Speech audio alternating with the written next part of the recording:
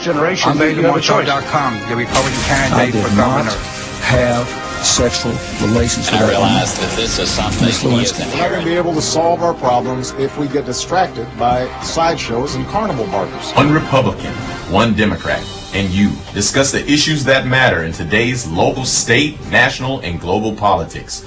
Hosted by Steve Hickson with co-hosts John Stanberry and Franklin Chansey. This is Backfire. Yahoo! Welcome to Woo!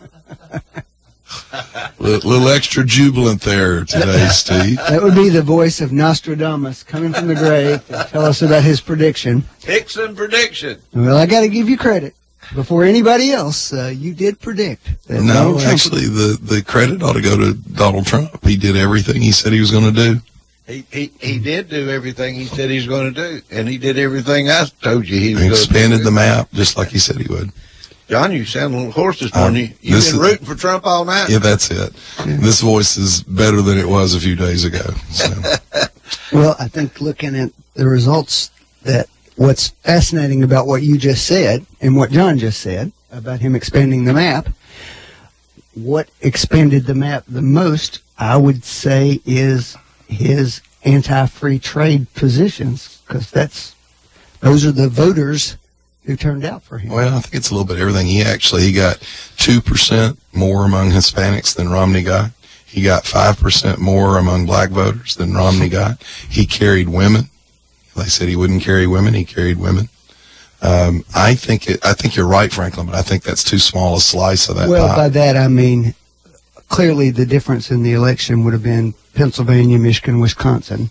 That slice across there and that segment of the voters there, I think, was very anti-free trade, and that's what's really interesting about the election, is that that's what really made a difference for a Republican candidate in the race. Do you think Clinton News Network will stay worthy, or will they be sold off or something? Clinton News Network? CNN. I do think they have a lot of things to answer for, and that's going to be really interesting. Coming in this morning, they were talking about, CNN actually had Kellyanne Conway on, and they were asking, in a debate, he said that he would see her in jail.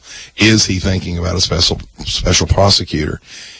And, that's a really tough question, because I think a lot of these people that came out and voted for him, that's part of what they were upset about. They felt like there were two sets of rules. There was a rule for the elite in America, and there was a rule for all the rest of us. And I can understand how you could make a case that it would be terribly, upsetting for him to then turn around and prosecute her. But the fact of the matter is she broke the law. She broke the law. And I think that's the key to a lot of this. It's not just, Franklin, the anti-trade things. A lot of Americans are tired of being told that they were racist, that they were Islamophobic, that they were homophobic. They're just tired of being told they're not good Americans because they don't follow along with what the elite believe. And this was a reaction to that. What do you think, Franklin, I'll ask you this question. What do you think President Obama's legacy is going to be now? I mean, as hard as he went out and pushed for Hillary so he could leave his legacy, I mean, I'm trying to figure out what his legacy is. Right now, to me, his legacy is the problems we got with which bathroom to go into in some states. Well, that will largely depend on how successful Donald Trump is in reversing policies that he has pursued. Now, frankly, I'm going to tell you that I'm not 100% sure which one of those he's actually going to pursue. He says a lot of those things, but he really hasn't given us any specifics about it. So that's really not clear to me. You're talking about, when you say pursue, that Obama is trying to pursue a legacy to leave? No, what I'm saying is he has to decide what he's going to do. I would say, for example, that there's a reasonably good chance that he may actually succeed in repealing Obamacare. The question is, what is the replacement? That's really not been made very clear. Savings accounts. Well, If that's his plan, then the facts are, it's just a fact. You can say whether it's good or bad. That's up to you. The facts are that will leave a lot more people uninsured than currently are. That's just a fact. Let me put it to you this way. Right now, I've got a medical savings plan that we started with our insurance. Sure. It works great. And you have the income to fund it. Well, what you do... Franklin, the fact of the matter is that less people have private health insurance now than before Obamacare was passed. More people have insurance. In other words, you put them on the government dole. What's got to happen taxpayers next? On the hook for that. What's got to happen next, Franklin? Again, I said I wasn't arguing the pros or cons there. I said, but here's no, hold on, let me finish, because the question that was asked let me get my point across. Was a different one. Let me get my point across. What needs to happen next after the medical savings account is we have prices for things. When you go into a hospital right now or a medical office, you don't have an idea what anything costs. And I think in the future we will. And who's going to set those prices? No one's competition. Here's one thing, Franklin. The Republicans have said for years, and I think this is part of, most likely, Trump is going to turn to Paul Ryan, and he's going to ask him for the Republican plan for replacing Obamacare. One of the main tenets in the Republican plan is we're going to take down the boundaries that don't allow insurance companies to compete across state lines. We've said that for years. So immediately, people in Tennessee, if Blue Cross Blue Shield of Ohio has a better, more competitive plan, they'll be able to buy that plan. Well, right now, prices are set in negotiations between insurance companies. And how'd that work out for us? Hold on. I promise you they won't out of them. No, hold on. Look, people. Yeah, go ahead. You know, you say, we're going to let the market set it. Well, the market is setting it. No, there is no market. When you can't compete across state lines, Franklin, there's no market. When there's only one person in the market, that's not a market. Wait a minute. I want to say that we've got to get the prices out from the hospitals to the public. Okay. They've always negotiated those privately behind doors with the insurance companies. That's fine. We've got to get it out front. That's fine. I'm all for transparency. Mm-hmm. I'm just telling you, it's not as simple as you think. And when you say you're going to repeal it, no, hold on. Trump. No. When you repeal it, are you going to at the same time? At the same time, pass legislation? Yes, we are. Well, that's the part I'm waiting to see. I'm still waiting to see this plan. Paul Ryan's already got a plan out. That's the next question. There's already a plan Is Donald Trump going to work with Paul Ryan? We don't know that. Oh, I'm sure. Really? Is the Freedom Caucus going to work with Paul Ryan? That's not clear to me. Well, here's the question. Are the Democrats going to work with Paul Ryan? That's another Are they going to work with Donald Trump? That's another And by the way, here's is one of Donald Trump going to use executive power less? Well, he has not struck me during this race as somebody who would be hesitant to do that. The Democrats championed that. I'm not saying at it was. the time, I said you all would come to rue the day that you did that. Possibly, But John. here's the best part about this. The huge chunks of government bureaucracy and regulations that have been put out, Obama kept bragging about, I've got a pen and a phone and I can do this. Guess what? Day one, Donald Trump can reverse all of that. And I think you'll see huge reversals in these executive orders that Obama used. And so the kind of interesting thing for him is instead of actually reaching out to Republicans in Congress and trying to work with them and pass something legislatively that would have had some foundation to build upon, he was impatient and he was egotistical and he reached out and did it on his own. And guess what? It's built on sand, and Donald Trump can reverse it day one. All right, John, and I will take you at your word there. But we are going to see if Donald Trump is a consensus builder who shows patience. Did you listen to his speech last night? No, I listened to it this morning. It was a very warm. I hope, John, listen to me. Let me say this. Let me get this off the table. I said this the last 5 elections. I would rather the winning president of the other party be right than me be right. Well, I am an American. Then you're in luck. I am an American.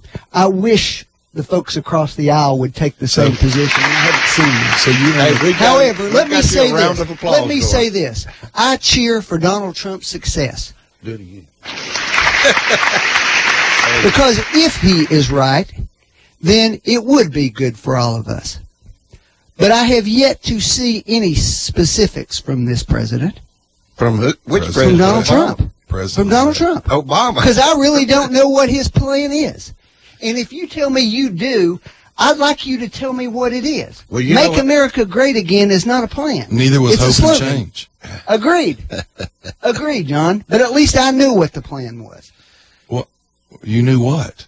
Hope and Change? Hope and change. You didn't know anything then either, and you were thrilled. He gave much more detailed policy positions than Donald Trump. I don't really think he did, well, Franklin. I'm sorry. You just have to read them. He didn't give us much detail about Obamacare before he put it in place. Well, Nancy Pelosi actually said you had to pass it before you could read it to find out. He clearly campaigned on the idea. And when he had national- both houses of Congress, what did he do?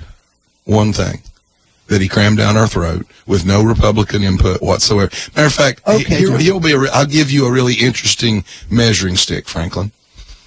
Trump, one of the questions is he going to reach out to Congress? Is he going to reach out to the Democrats? When he goes into that first meeting, are you going to be happy if he walks in and tells the Democrats, elections matter, elections have consequences, I won? He did win. And they do have consequences. But is that the way to approach the opposition? I don't know what he's That's the gonna way do. Obama approached the John, Republicans. First meeting with the House here's and the Senate question I've Republicans, got for you, I John. won. Here's the was his, question I've got for you, John. And this goes back all the way to the primaries, because I heard you say it. Yep. You're not entirely convinced he's a conservative.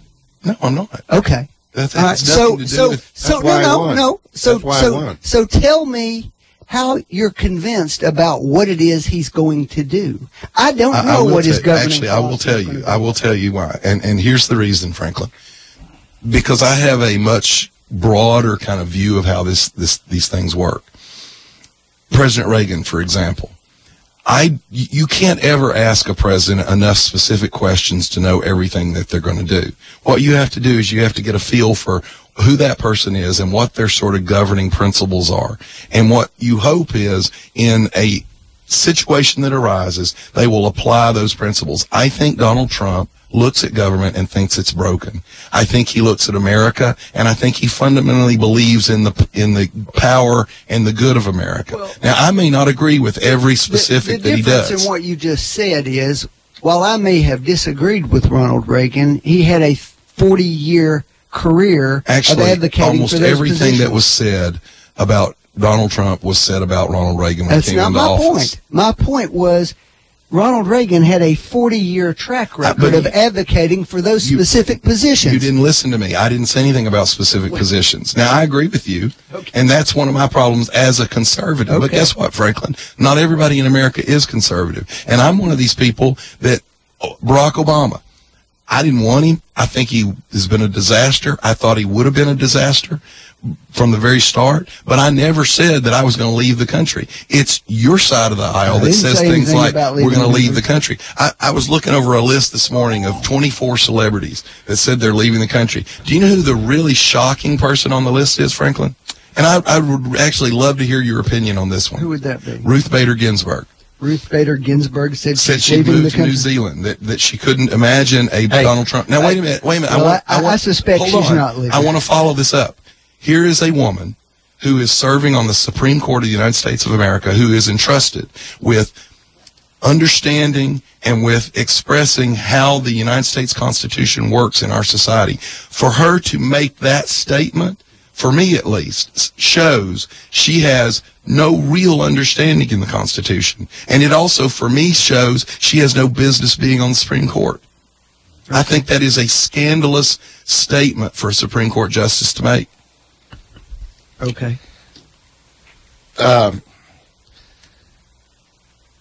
Anyway, I said this was the trick-or-treat election, and I believe it has turned out to be the trick-or-treat election. Look, his speech last night was a warm speech. He reached out to a lot of people. He thanked Mrs. Clinton. It was much better than her speech. I felt like her speech was, oh, wait, that's right. She didn't have the decency to give a speech. I forgot. She did call Trump in the middle of the night. Actually, what Ruth Bader Ginsburg said was her husband, who died in 2010, would have said, now it's time to move to New Zealand. I think it's She didn't say inappropriate that. for a Supreme Court justice to say anything about that. Okay. I It was a think- joke, John. I think we need to have a train that's located in Washington, D.C., and let all these people that said they were going to Canada just show up and we'll buy the tickets. I want to help them pack. Yeah. We'll Good buy the riddance. tickets. Yeah, but here's another thing about them, and it actually explains a lot about this election. That's part of the cultural elite. Guess what? They can leave the country if something doesn't suit them. The people out here who are working in the coal mines and the coal factories that Hillary put out of business and bragged about, the people that Obama has shuttered their careers, they don't have the option of leaving the country. And that's one of the things that got lost in this election. The people in middle America who are working day to day trying to get by, they don't have the option of just leaving the country. Term limits. Where do we go from there? You think there's any chance in term limits? You don't go anywhere. I was glad he put that forward, but I mean, you can go with it, but it's extremely complicated. I mean, that's going to really, really rock the boat on both sides. That's a conservative position people like me have held for years. So there's a place where I agree with him. I mean, that's really, really going to rock the boat. If he comes out and starts talking about term limits pretty quick, that's going to rock the boat pretty quick. But you've got to pass the state I legislature. will wager you right now that's not very high on his list of priorities. Oh, I guess you're right. What about draining the swamp? Is that? I don't even. Well, that's a wonderful slogan. I'd like to know what that means.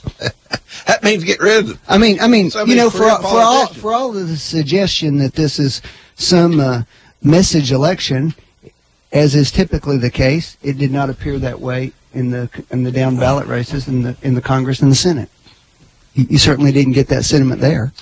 You know, I think one of the things that cost Hillary a bunch of votes, and it really kind of struck me the wrong way, and it was never talked about that much, was when she took some of the questions that were going to be asked during the CNN debate and knew that Trump didn't have them.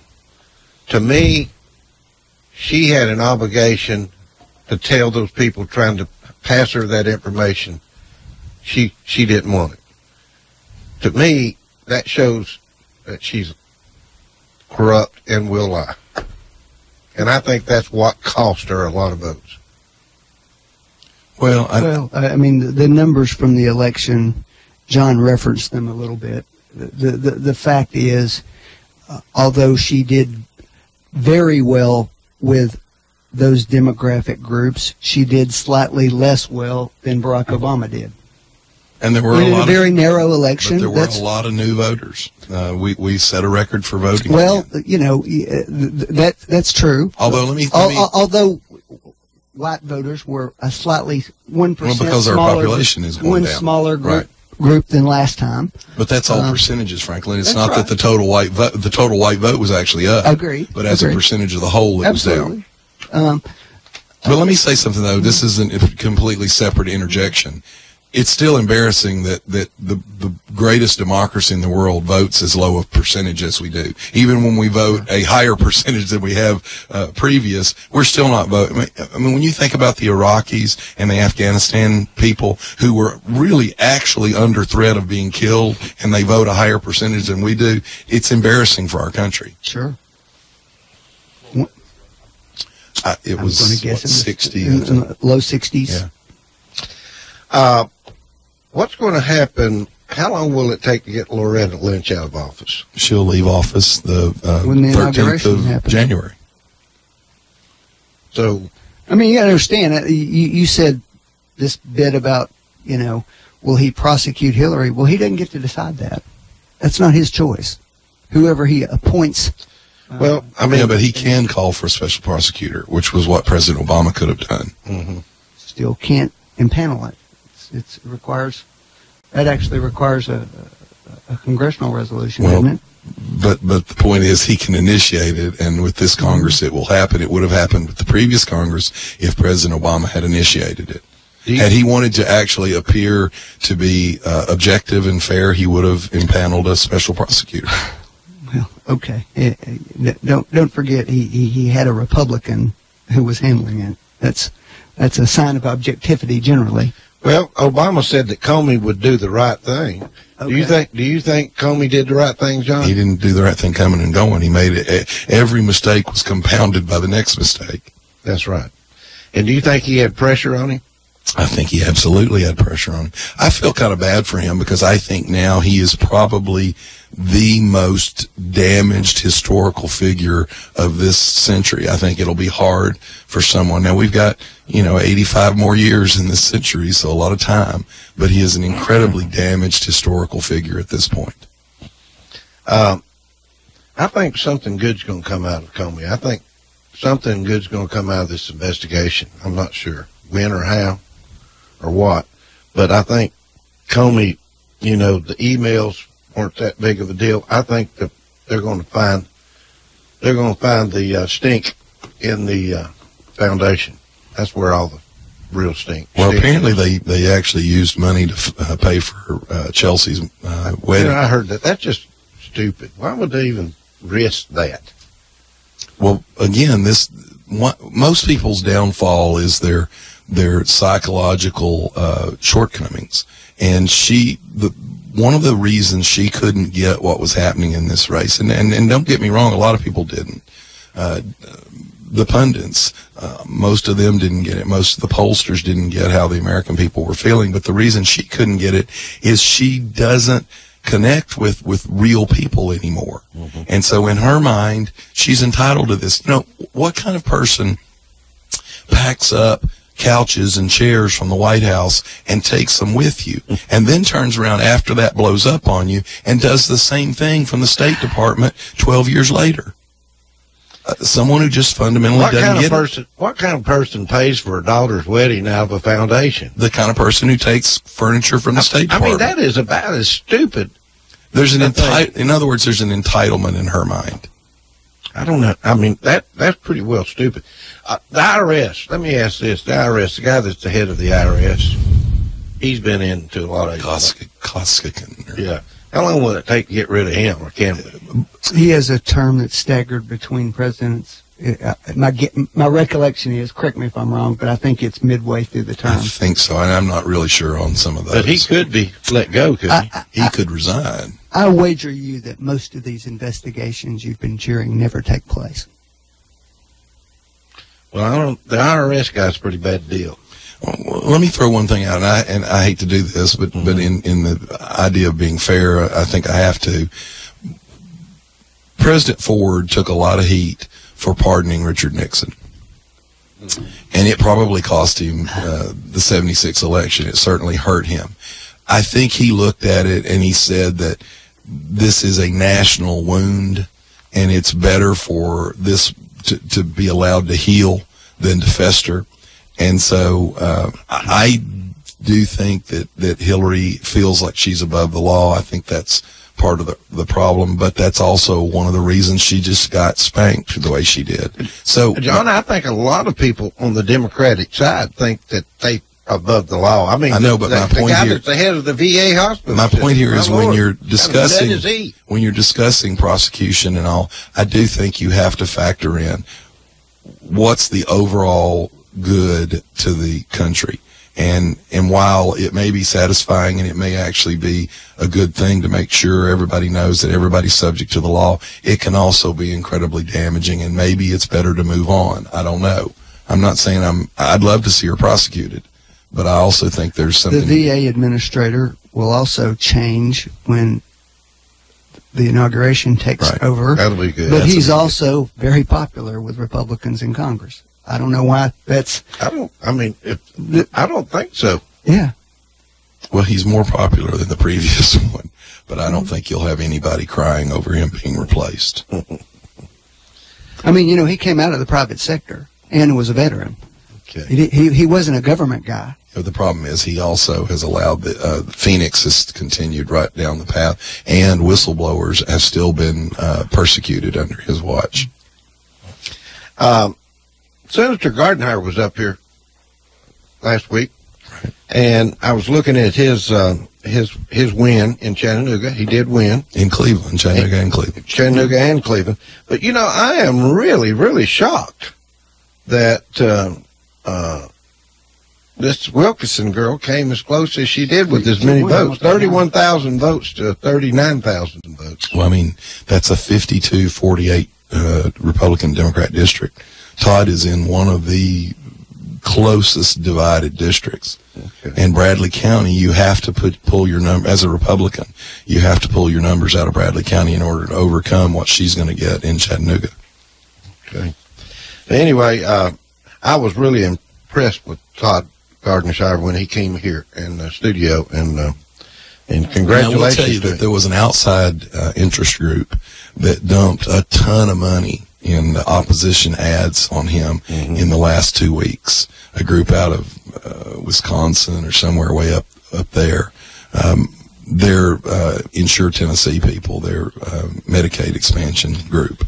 I'm reading this article, and it said Democrats have seen Gardnershire as vulnerable. Vulnerable. But it's because it's a 52-48 district. Oh, it says after he voted twice against Republican Governor Bill Haslam's failed Insure Tennessee Medicaid expansion for the working poor. Right.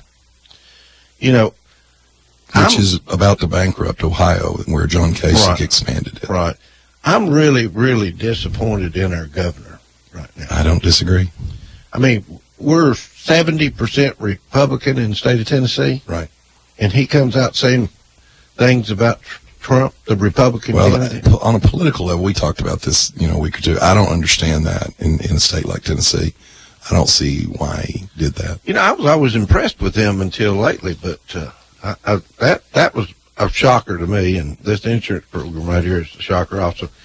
Anyway, there's a lot to talk about, and we'll be right back. You're listening to Backfire with Steve Hickson. We'll be right back after this. Hello, I'm the doctor. And you're listening to WOOPLP, Cleveland, Tennessee. WOOP FM is a broadcasting service of the Traditional Music Resource Center, and we play America's original music. New message to Friday, 6:10 a.m. It's 10 minutes after 6. And back on the radio. Get the crap off there. We don't want to hear neither one of them. Bye. Check into cash. The cash you need today is waiting for you at Check Into Cash. It's your money, so come in and get it. Get a payday advance today for up to $425. At Check Into Cash, we make it quick, easy, and confidential. The cash you need is right here, so stop worrying and stop in to Check Into Cash today. Borrowers often use payday advances over a period of months, which can be expensive. Restrictions apply. See store for details. Tired of standing in line to cash your paycheck? Go to usmoneycard.com. Company doesn't provide direct deposit? Visit usmoneycard.com. The smart and safe alternative to carrying cash. We'll provide direct deposit for your prepaid debit card, or you can deposit cash anytime. Your US Money Card is reloadable and can be used wherever MasterCard is accepted. You never have to worry about overdraft fees. Spend what you deposit. So log on, load up, and love your US Money Card, the safe and smart way to spend. Visit usmoneycard.com for complete details. It's me, it's Fro Daddy, saying tune in to the Fro Daddy Show Monday through Friday, 3 to 6 p.m. Eastern Standard Time. Local news, national blues, and a lot of stuff you just can't use. In Cleveland, Tennessee at 99.9 FM and around the world in a daze at WOOPFM.com. I might even play your requests, so call me. And if you see WOOP on your caller ID, you better answer the phone, because I won't leave you alone. Fro Daddy. Hello, my name is Andy Figglestaller with Ed Jacobs & Associates. We are an employee benefit and insurance broker in business for the past 20 years. The new healthcare law, also known as Obamacare, has finally arrived. The law is complex and the choices are confusing. You have questions, we have the answers. It is our passion to find cost-effective solutions for every client. The solutions will be different for every person or business. Let our knowledge, experience, and passion go to work for you. Contact us today and let us assist you through this process. Our phone number is 423-473-0202, or you can find us on the web at edjacobs.com. At Buy Here, Pay Here USA, we don't just sell cars, we buy them. Bring your car, truck, or SUV down to Buy Here, Pay Here USA, and we'll give you a free appraisal with no obligation. We pay top dollar for most cars, so before you trade in your vehicle, come see us for an appraisal. At Buy Here, Pay Here USA, we pay the most for your car. Visit Buy Here, Pay Here USA in Cleveland, Dayton, or Chattanooga, or go to buyheresellhere.com. That's buyheresellhere.com. Restrictions apply. See store for details. Train engineers put our heating and cooling products through almost every test imaginable. So while you're sending your kids to school, they're sending 10,000 volts through a compressor. Testing like this is the reason Train is so reliable. And why our engineers prefer their steaks. Well done. Ready to indulge in Train comfort? Call a Train comfort specialist at Mechanical Systems, 336-5739. High-quality service and installation for more than 30 years. It's hard to stop a train. Really hard. No dealers allowed. Jackson Catnapper, family owned and operated in Cleveland since 1933, offering the best with over 70 styles of recliners, sofas, electronic lift chairs, full living room packages. Call Mike now at 961-7239 because Jackson Catnapper now offers sales to the public every Saturday. That's right, every Saturday. From 8 in the morning to 1 in the afternoon. Or call Mike at 961-7239. Or go see him every Saturday at 1911 King Edward Avenue, just across from the main plant. Jackson Catnapper, family owned and operated in Cleveland since 1933. 961-7239. No dealers allowed. You're listening to Backfire with Steve Hickson on Whoop FM. Call 423-614-5553 to join in on the conversation. Now, back to Backfire. All right, Whoop listeners, give us a call and let's hear what you got to say. 614-5553 this morning. And, you know, that doesn't happen very often, so if you wanted to call, now's your opportunity. Whatever topic. You two get to yelling and screaming at each other so much, we can't ever open the phone lines up because they can't get through. All right. We can't take a break. What can Trump do to quickly help change America? I think the first thing you do is you repeal a bunch of these executive orders. What are some of them? Do you know any of them? Well, there's all kinds, Frank. He has greatly expanded the regulations through the EPA. EPA has been just destroying companies. He can change that day one. All right. Let's take a call. Go ahead, caller. You're live. Hey, Joe Bob, this is Bobby Green. How are you this morning? Hey, I'm great, man. How about you? I'm better than ever this morning. Well, I figured you was, and I was sitting here. I'm in Murfreesboro, and I was watching you on the iPad, and I said, I know Joe Bob's tickle pink because you're one of the first people I think I saw with a Make America Great hat on his. Well, that just proves how far. Big victory. Hey, that proves how far we get out calling from Murfreesboro this morning. Thank you. I appreciate you calling, Bob. How's things going? This is good. I got meetings today, so I'm going to be here today, but I'll be back tomorrow to work on the new Boys and Girls Club unit there. We're opening up, so I'm going to be helping tomorrow doing that. So, but I just want to call you and say congratulations. Thank you so much. I appreciate your call. Means a lot. Thanks. Okay. You guys have a great day. You too. Yeah, bye. I'll be here.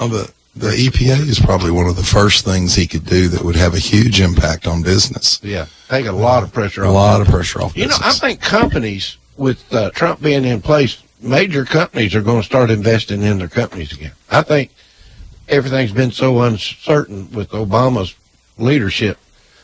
A major company, they didn't know whether to put money in the company, sit still, or what. Well, I mean, you do need to watch that. You'll see the Dow was down, I think, 700 points last night. I guess the futures trading goes on after market hours. They actually shut down the Amex, I believe, because it's only allowed to drop 5% before the market closes. So you'll see that reaction, but the reaction is just to the fact that they weren't expecting this. You'll then see the market start coming back, and I think as some of these things, I'll tell you a really big one, not just banking industry, but business industry, because the business people are affected by this too. Dodd-Frank is a disaster, yeah, and a giant mess. And keep in mind, Republicans and Democrats supported that. But Dodd-Frank is destroying businesses. It's making borrowing money and investing capital into our economy much more difficult. It's making banks much more difficult to manage and run. Now, he has to do that with Congress, but he can start by asking for it. Mm-hmm. Did y'all think the election was ever rigged? I think it's rigged. Now there's different ways to interpret what rigged means. Well, Franklin, what's your opinion? No, I never thought it was rigged. I don't think it was rigged now. Okay. I think that when you have your TV networks colluding with one candidate over another, that's a rigged system. Let me just say this. Maybe it's to his credit. Maybe it's not. But Donald Trump broke every previously established rule of campaigning that existed. And he went out of his way to get more media attention than anybody else by trying to be more outrageous than anybody else. And they covered that. And I don't think if it was a Democrat saying things like that, that the coverage would have been markedly different. That would have been front page news every day. Now that worked to his benefit. All right, but let me say I agree with him, but here's something he needs to kind of incorporate here. They did it on purpose because they thought that Donald Trump would be the easiest one to beat. So I am thrilled to death that they cooperated with the Hillary Clinton campaign in covering him and they covered everything because they said, oh, look, we're going to eat him alive. And he broke it off. Well, I have to disagree with that statement. I don't think they ever thought he was going to win the primary until the end. No, that's not what I said. And I don't think they thought he was going to win the general election. No, that's not what I said. That's my point. They wanted him to be the nominee. No. I don't think they wanted that. I just think they wanted ratings. They thought they could beat him to death. They wanted ratings, and they got him. It's the highest ratings these programs have ever got. The WikiLeaks documents show direct communication between several major networks and the Hillary Clinton campaign, A, to protect her, and B, to protect him during the primaries so they could dump on him in the general. Let me just say this, John. I haven't seen any WikiLeaks dumps involving email communications between the Republican Party and political campaigns because those hacks didn't get leaked out. So you don't know what's there. And with all due respect, when they do surveys and 95% of the journalists are supporting the liberals. If you want to talk about Are you trying to say the Republicans are crooked? No, I didn't say any such thing. That's what it sounds like. But I will say this. I would say that the WikiLeaks people and whoever assisted them clearly were not trying to support the Clinton campaign. No, they don't like Clinton. Okay, fine. But don't start leveling those charges because you haven't seen behind the curtain there. Harwood, who's one of the CNN main journalists, not an opinion guy, a journalist, who actually hosted a couple of the debates, sent emails to John Podesta bragging on how good a job Hillary did. He sent emails saying, look what I did to Trump. I tore him down. I think they actually, John, did you see, hang on a minute, they had an interview with Trump, they had an interview with Cruz. CNN sent emails to the DNC, Democratic National Committee, and asked for their opposition research, and what questions did the DNC want them to ask them? That is collusion. It is wrong, and I am glad they got it broken off in them. I can't think of two more conservative people than Charles Krauthammer and Bill Kristol. Both of those people were publicly trumpeting their view that Trump was unfit to be president. Both of those people are not journalists. Neither one of them. They're both Well, Bill opinions. Kristol certainly is. No, he's not. He's an opinion. Okay. All right. Well, let me say this. Well, obviously they were wrong. I hope you'll agree with this because it does feed into the narrative that you have a little bit. I think there are far too many opinion people who are appearing on news programs. Look, I may agree with you, but that's not my point. My point is it's the actual people that claim to be hard journalists who are sending emails and like CNN. They have not discussed who gave Donna Brazile the questions that she then fed to the Clinton campaign. If I was CNN, by golly, if I had any sense of integrity, I'd want to know that. That's the Clinton News Network, John. Don't expect that.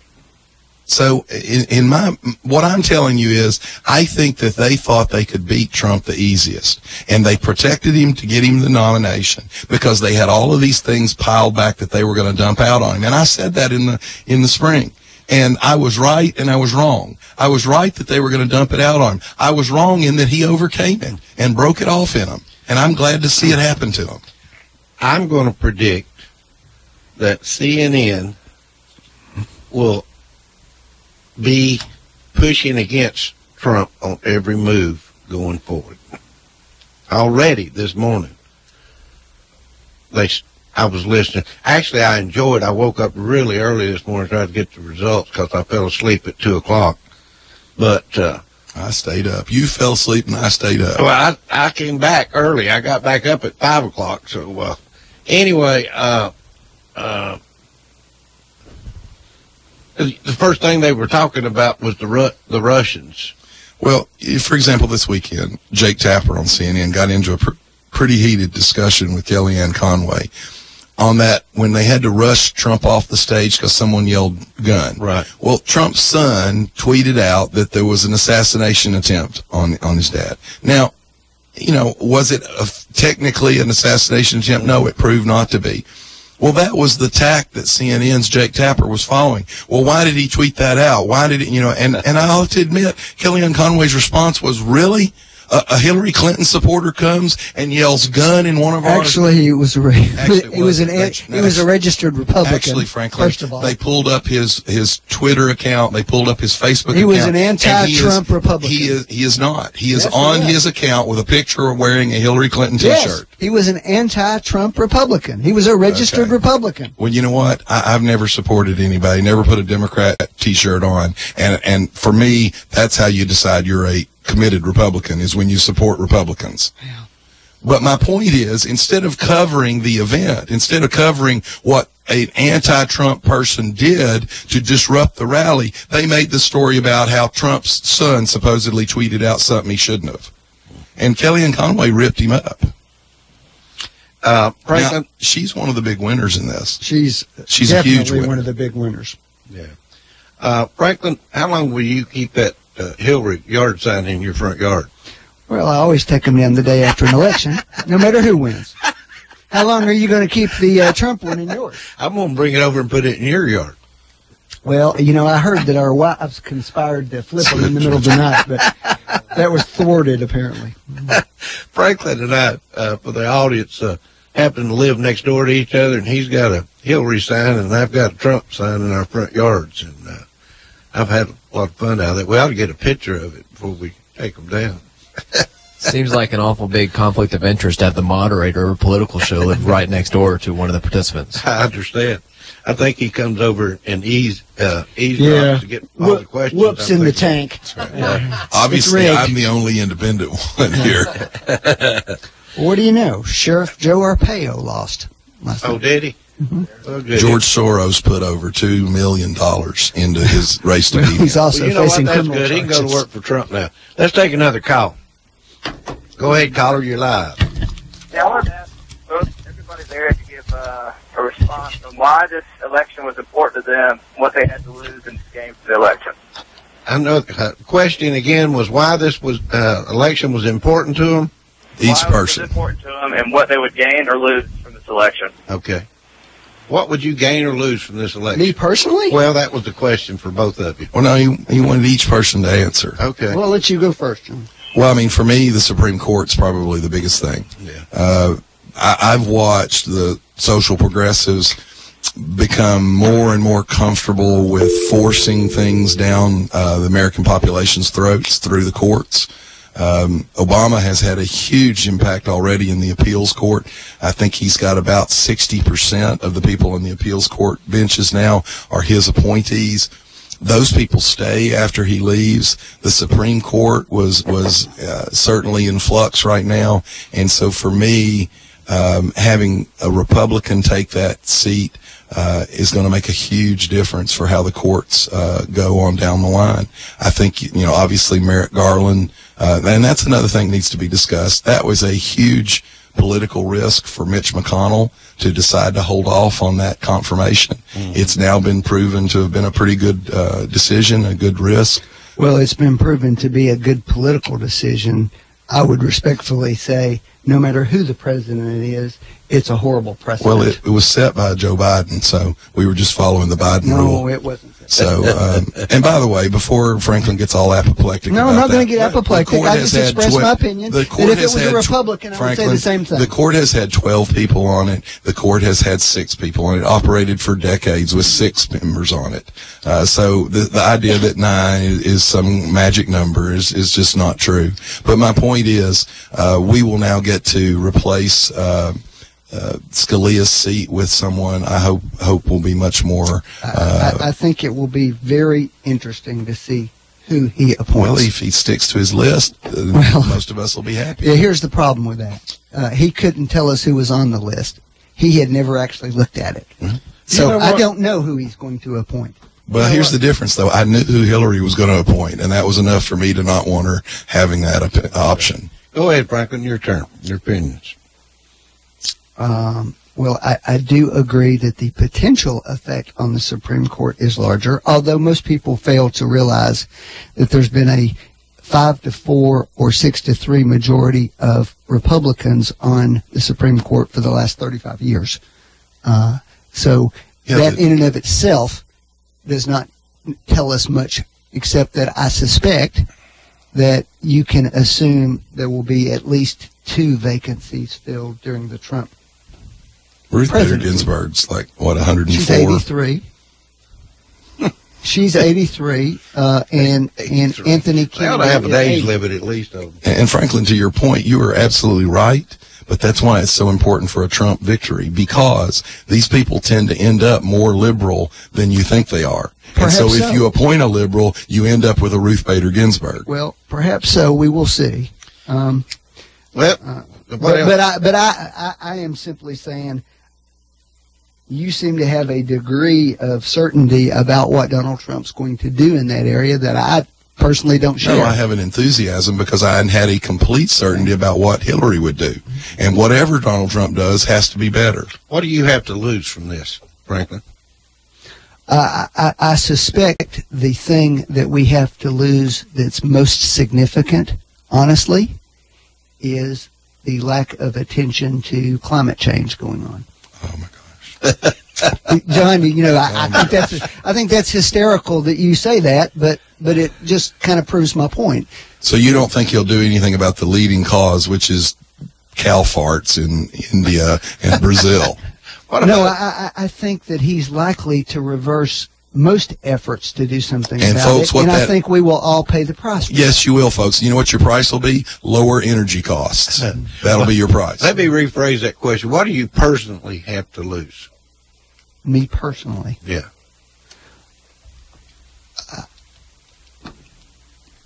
The value of my 401k, probably, at this point. Well, it can't be lower than 1% growth, which your president has achieved for the entire term, 2 terms, 8 years. A little over 1%. The stock market went up 1% during. No, come on, John. You got to GDP growth. Grounded in reality. GDP growth. Well, I didn't say anything about the GDP, did I? Well, if the stock market goes up with 1%, if we can get the market or the GDP going 4, 5, and 6% like Ronald Reagan did, then you'll see even greater returns on your portfolio. We shall see. And actually, let me say something. That was a really thoughtful, well-placed question. That was a good question. Whoever that was a thoughtful, well-put question. I appreciate it. All right. I guess one of the things I would say is no more tax increases, hopefully, right now. Tax decrease, hopefully. Tax decrease. Okay. Then you'll also see a higher budget deficit. Actually, every time we've cut the taxes, total revenue to the government actually increased. Well, you can sigh because it was JFK that actually said that. Yes, John, if you couple it with the extra spending that's always happened in those cases. Maybe you didn't hear what I said. Total revenue to the government goes up, Franklin. Yes, John. I didn't say anything about spending, John. and you're right. We've got to cut spending. Spending did go up in each of those cases. Total so you do both those increased. things. You are going to get revenue increased. Both those things, you will get that. We got another call. Go ahead, caller. You're live. I have a question for both of those guys that are sitting there. All right. What do you think the involvement of the vice president that Trump has chosen as his running partner, what do you think his involvement's going to be in trying to get this government straightened out? And is Trump going to step down from all of his Trump Towers offices and move in the White House? What do y'all think about that? All right, guys. The question's been asked. Which one of you want to start? Well, I went first last time. Well, I suspect that Pence is going to take the lead role in congressional negotiations. Probably. With all due respect to John, I'm not as sold on what the relationship is between Paul Ryan and Donald Trump right now. I suspect he gets along better with Mike Pence, and that he'll be the lead person in terms of trying to facilitate those discussions. I feel certain that Donald Trump will reside in the White House. I don't know. He bought the place right next door to it. I think, in fairness, as much concern as you guys have expressed about the Clinton Foundation, stuff like that, I would expect that you be equally vigilant about his role in his businesses and so forth.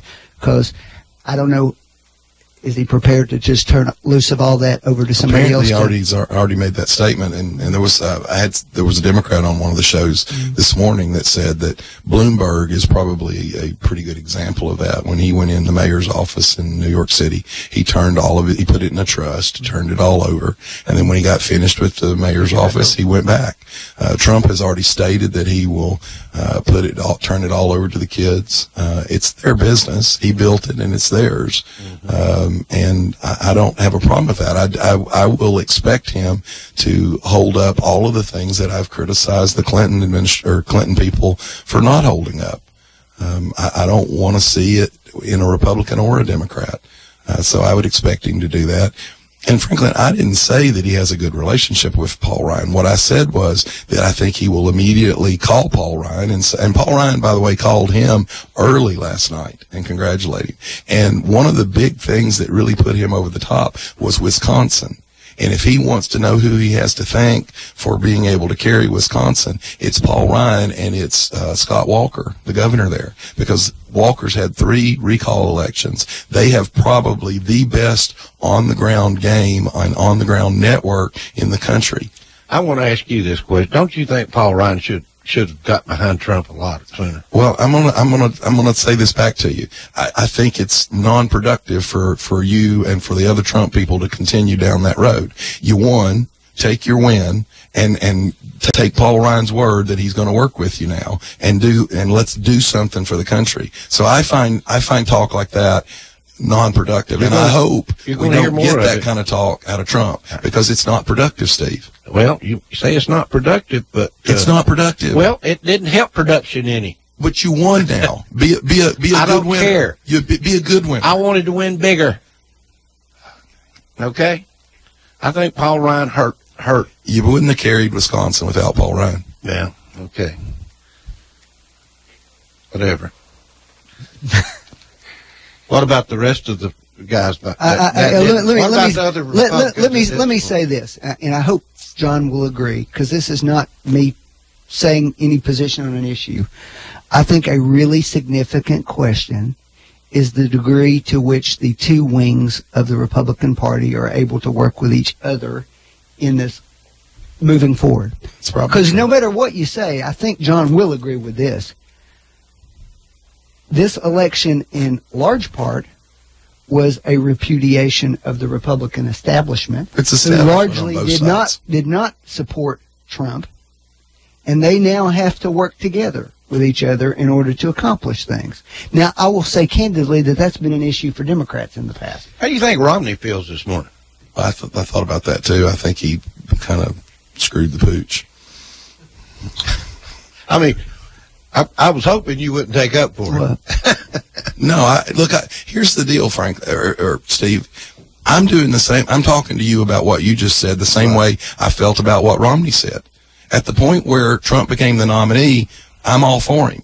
And my point here is, you've had more vitriol for someone like Paul Ryan than you're probably going to have for someone like Schumer, the Democrat, minority leader in the Senate, who will try to torpedo everything that Trump will probably try to do. So my point is, you need to figure, instead of focusing on what you don't like, focus on what you do like and what we can accomplish. Because the underlying message here is we were able to ride this wave of anger.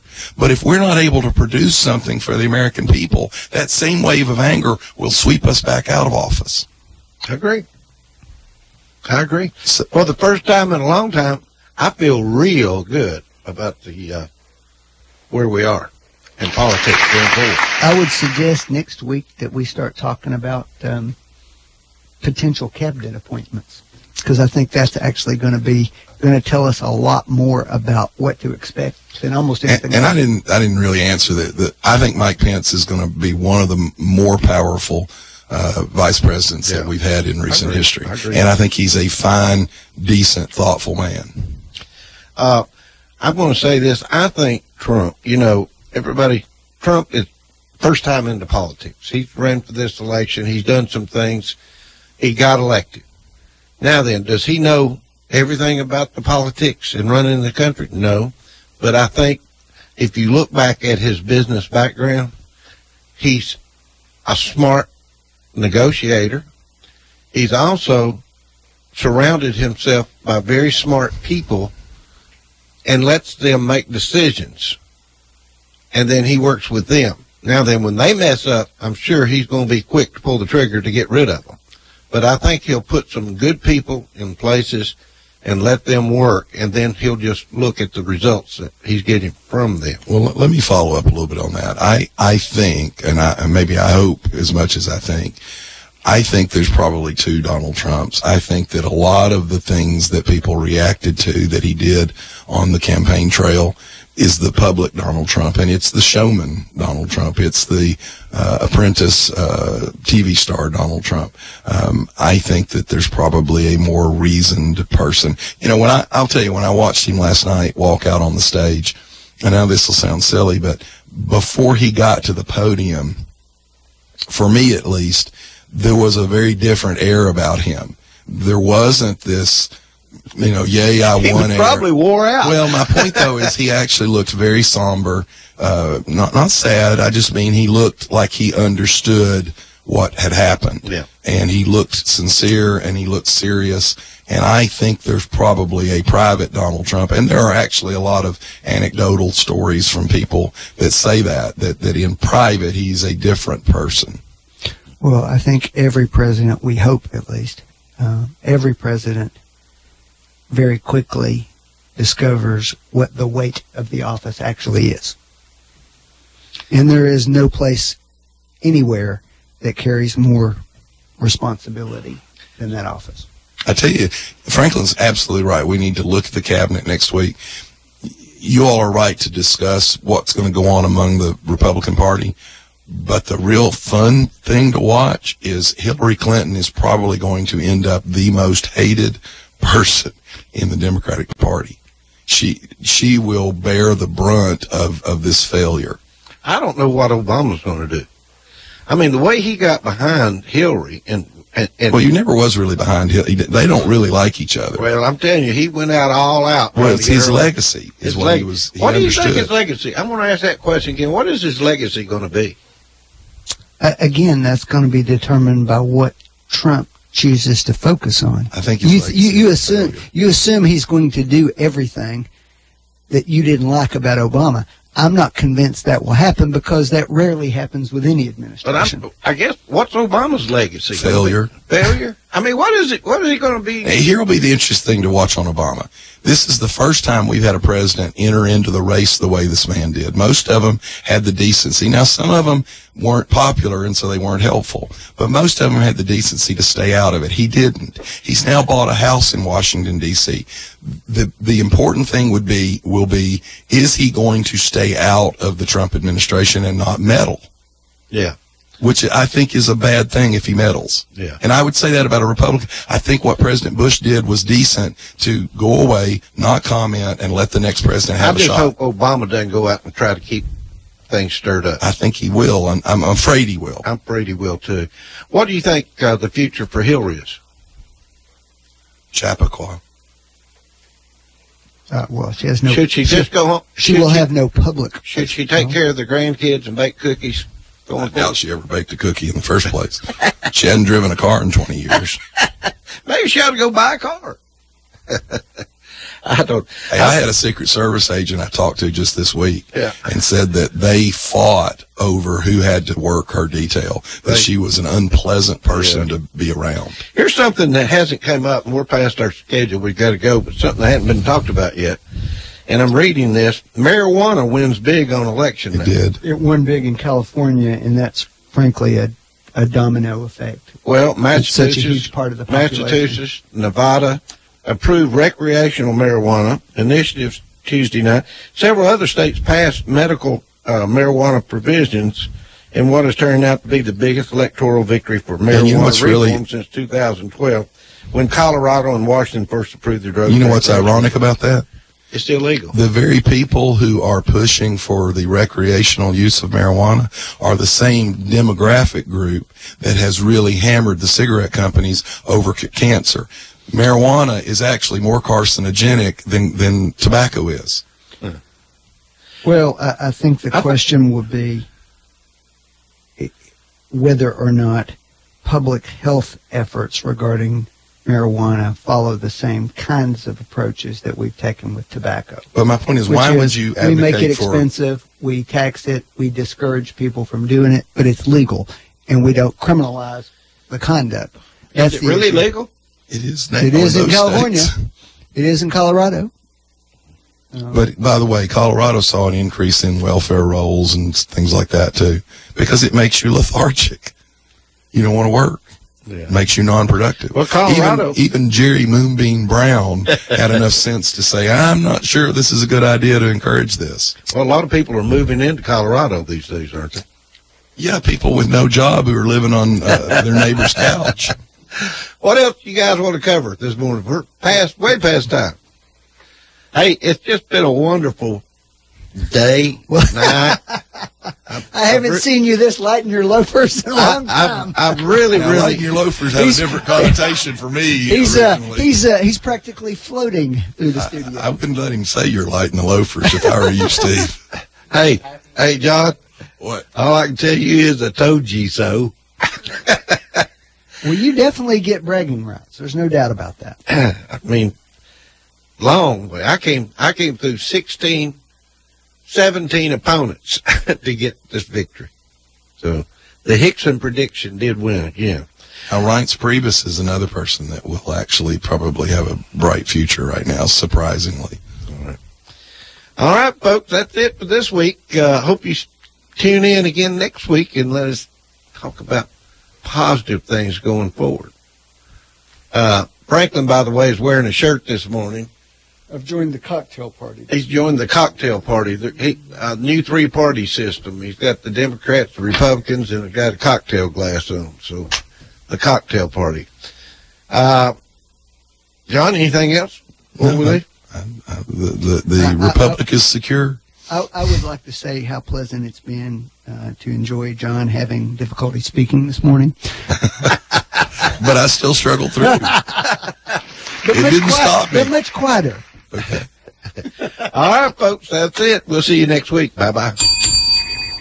You've been listening to Backfire with Steve Hickson, John Stanberry, and